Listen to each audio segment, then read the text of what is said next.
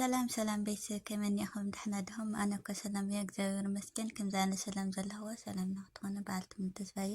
ባለማ እንድሕር እየ ዝመፅኹ ምሻይ ክብል ናብ ከብለኩም መሬት ወጊሖ ፀሓይ ልዕሊ ማንም መዓልቲ ድምቀት ኩሒላ ይረአየና ነበራ በዚ ፀኒሕ ዘይብልክዎ ሃንዲ ቤት እቲ ዝተሓባበረኒ መንእሰይ ደባኽ በላ ብትሕትና ሰላም ከመይ ሓዲርኪ ሓፍተይ በለኒ ኣነ እውን ብትሕትና ኣምላኽ ይመስገን ሳለኻ ሰላም ሓዲራ በልክዋ ተቐብል ኣበለ ግደፍ ደኣ ሰላ ፈጣሪ ሰላም ሓዲራ በልኒ እሞ ቁርሲ ኣዚዘ ይፅበየኪ ኣለኹ ኢልኒ ኸደ ምስቲ ትበልዖ ዝነበረ ጫት ማይ እናሓወሰት ከም ምሕያኽ ዓዲ ኣይባዕደትን መቸም ገፀይ ተሓፂበ ቁርሲ በሊዕና ድሕሪ ቁርሲ ናብ ዕላልና ኣተና ይንታን ኢለ ዝም ድሕር ምባለይ ባኮ ከፊደ ሸጋራ ወልዓት ይንታን ካብቶም ቁኑዓት ዝውንን ሰባት እዩ ልግሱ ኮስታ ኩሉ ነገሮ ቁኑዕ ኮይኑ ስለልተሰምዐኒ ኩሉ ዛንታይ ከይሓወቕኹ ኣዕለልክዎ ብዛንታይ ተገሪሙ ይንታል ኣብ ጎኒ ከይክኸውን ብሽም ድንግል ማርያም ቃል ኣትየልኪ በለኒ ዝነበረና ሒሳብ ከፊልና ንገዝኦም ኣምራሕና ቀጥታ ለታሕቲ ምስ ወረድና እንዳ ኣቦ ሽሙን እንዳ ምሕረዳ ስጋ ሓሊፍካ ዕዳጋ ብዕራይ ዘለዎ ገዛውቶም እዩ ተቐብል ኣቢሉ ይንታል ሕጂ ፈሊጠካ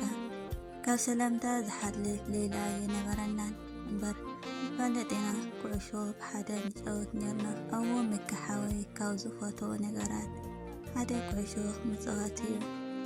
ግዳሽ ዕላልና ኣንፈትና ከይስሕት ንገዞ ሒዝና ኣተዋ ነብሰይ ተሓፂበ ናይ ሓፍቱ ዝነበረ ክዳን ሃበኒ መንፈሰይ ረጊኡ ትፈልጥ ጋሻ ዝመፀኹ እምበር ካብ ስድራይ ዝፀፋእኹ ኮይኑ ኣይተሰምዐኒ ኣብቲ ግዜ ናይ ዞባ ደቡብ ፀዋታ ኩዕሾ ነይሩ ዓዲ ቀይሕ ደቂ መሓሪ ፀዋታ ነርወ ይንታር ኩዕሾ ክርኢ ገዲፍኒ ኸደ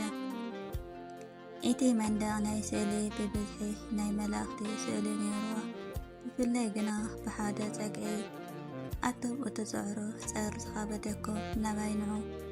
ኣነ ክዕርፈኩም እየ ትብል ጥቕሲ ረኣኽዋ ነብታ ጥቕሲ እናጠመትኩ ካብ ልበይ ጸለኹ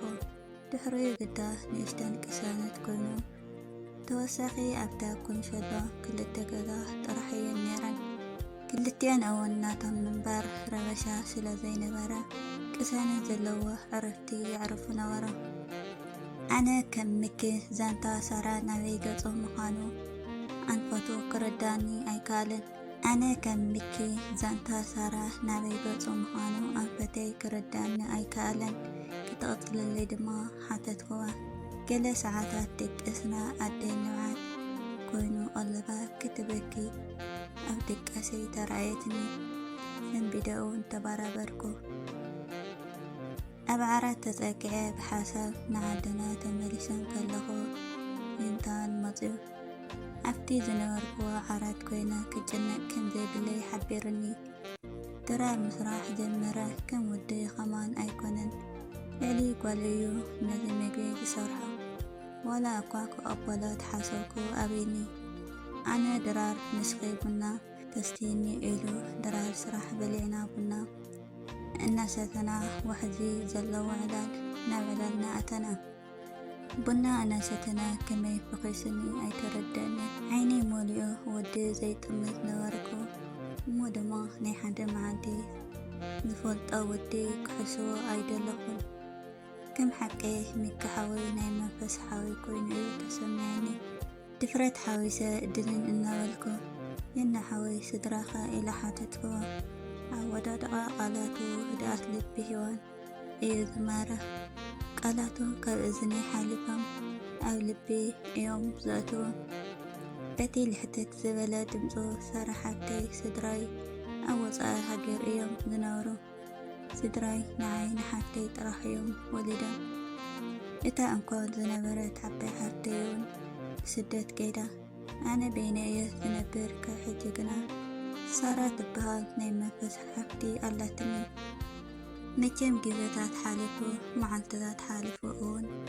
ሰሙናት ከይዱ ስዒቦ ኣዋርሕ መፅኡ ኣነ ኣብ ጋርዳ ሆቴል ከም ወይተር ክሰርሕ ጀሚረ ስራሕ ክብረት እዩ ከም ስራሕካ ተምሶ ጌርካ ባህታ ዝፈጥረልካ የለን ድግሲ የንታል ፍሉይ እዩ ዳርጋ ዓመት ስራሕ እናሰራሕኩ ምስኡ ተቐሚጠ ከም ሓፍቱ እዩ ይሕንቅቐኒ ያኽብረኒ እንታይ እሞ ክብለካ ድሌተይ ካብ ገፀ እዩ ዝንበብ እዚ ኩሉ እዋን ድሃይ ስድራይ ኣይነበርን የንታን ግና ወትሩ ድሃይ ክገብረለይ ይሓትት ነበረ አንደበት ተዓለት እኳ ብልካ ኣይዝክራን 2018 ወርሒ 8 በዘይ መፅኡ ዘይተባሃለ ሰላም መንገዲ ኣትየ ኤርትራ ተቐፊቱ ቅድሚ ሰላም ስለ ዝወፀኹ ሳራ ሓፍተይ ሰላም ከመይ ነይሩ በልክዋ ሰላም ንኸሎ ብፍቕሪ ተኣስር ገሜድያ ጽቡቕ ነይሩ ኣነ ግን ኣብ ንብዓት ስለ ዝነበርኩ ኣየስተማቐርኩውን ናይ ምንታይ ንብዓት እስኪ ናብ ዛንታኺ መልስኒ በልክዋ ሰላም ኮይኖ ስድራ የንታል ደው ኢሎም ብቕልጡፍ ኣዲስ ኣበባ ክመፁ ከም ዘለዎም ሓቢሮዎም ለመድክዎ ሓንቃቐ ክስእነ ህይወት ተጸልምተኒ ኮይና ትሰምዕኒ የንታን ገዲፍኒ ክኸይድ ደስ ከይበሎ ክኸይድ ወሰነ ስራሕ ንመዓልትታት ብቐድ ሓቲቱ ናይ ድራር መደግ ኣሎ ናይ ምሸት ከባቢ ሰዓት 7 ወፂና ከተማ ደቂ ምሓሪ ብናይ ጎደና መብራህቲ ግርማ ወሲኽና ነበርና ግርማ ወሲኻ ነበረ ሰለይ እንዳበልና ባር ማይ ወይኒ ከድና ከንብል እዚ ኩሉ ሓሊፍና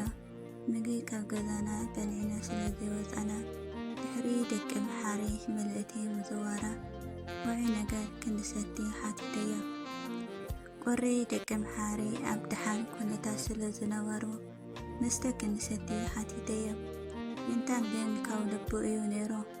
ሕረ ኢሉ ሒዝኒ ባር ቅሳነት ኣተና ሓንቲ እኳ ክሰቲ ጀሚረ ነይረ እያ ባር ኣቴና መስተ ግና ንመጀመርያ ግዜ እዩ ኣቴና ባር ቅሳነት ጽብብ ኢላ እያ